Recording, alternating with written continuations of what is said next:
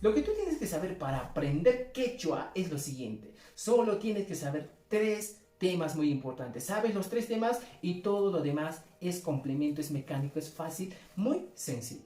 El primer tema que tú tienes que saber, o las 3 claves que yo enseño en este libro de quechua, son los siguientes. El primero es el tiempo presente. Aprender a conjugar en el tiempo presente es un tema muy fundamental porque te va a ayudar a volar, a avanzar el quechua del 1 al 100 de manera rápida. El segundo tema que tú tienes que aprender en el quechua collao es aprender a pronunciar los fonemas consonánticos trivalentes. La pronunciación, muy importante. ¿Sabes pronunciar estos 15 fonemas de manera adecuada? Yo te aseguro que el quechua va a estar en tus manos, vas a jugar con el quechua. Y el tercer tema que tú tienes que entender y aprender es la estructura gramatical del quechua. Sabes estos 3 temas y yo te aseguro que el quechua es muy fácil. Vas a aprender en cuestión de meses, vas a aprender el quechua. Ahora, este libro consta de 104 páginas en PDF.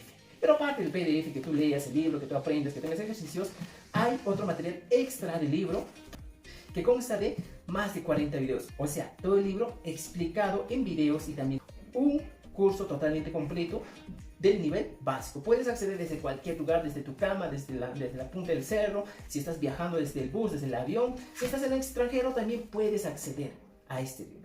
Y si tienes algunas dudas o preguntas, yo te puedo ayudar a responder esas dudas o preguntas. Pero este curso de quechua está completito en internet. Si deseas más información de este libro, aquí te dejo el link del curso de quechua y aparte de ello el link de mi WhatsApp para que tú me puedas escribir y acceder a esta promoción especial por apertura de este año 2023 que estamos ofreciendo para que tú puedas aprender quechua y así hables, pues para que ya nadie se burle de ti, para que hables el jesuasimi, para que ya no te insulten, para que ya no te digan mancauma, nada de ese tipo de insultos, sino para que puedas aprender el quechua y tú también puedas defenderte en quechua. Nos vemos en el curso de quechua.